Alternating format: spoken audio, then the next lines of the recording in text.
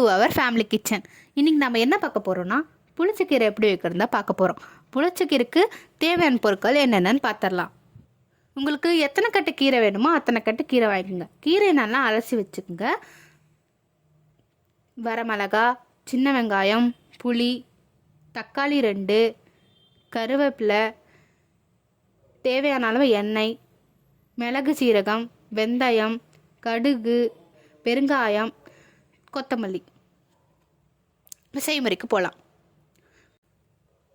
சட்டியில் ஒரு சொம்பு தண்ணி ஊற்றி நல்லா கொதிக்க விடுங்க.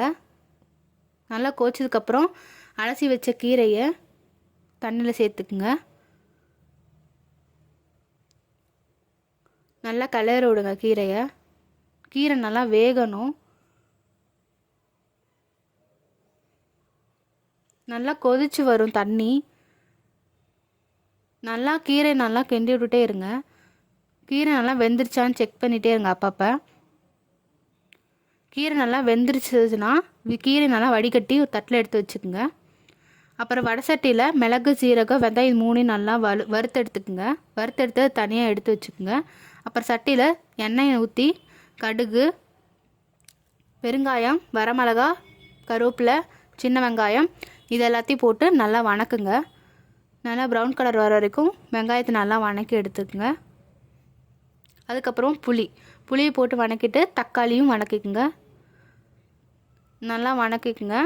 நல்லா வெந்ததுக்கப்புறமா நம்ம அவிச்சு எடுத்து வச்ச கீரை போட்டு உப்பு போட்டு கொஞ்சமாக தண்ணி சேர்த்துக்குங்க. அதுக்கப்புறம் நம்ம வறுத்து வச்ச மிளகு, சீரகம் அரைச்சி எடுத்து போட்டுருங்க.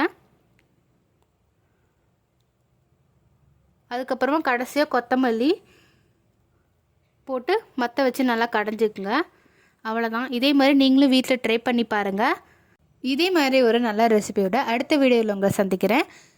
மறக்காமல் சப்ஸ்கிரைப் பண்ணி பக்கத்தில் இருக்க பெல்லையும் கிளிக் பண்ணுங்கள். அப்போ தான் நான் போட்ட வீடியோ உங்களுக்கு நோட்டிஃபிகேஷனாக வரும். தேங்க்ஸ் ஃபார் வாட்சிங். Thank you all.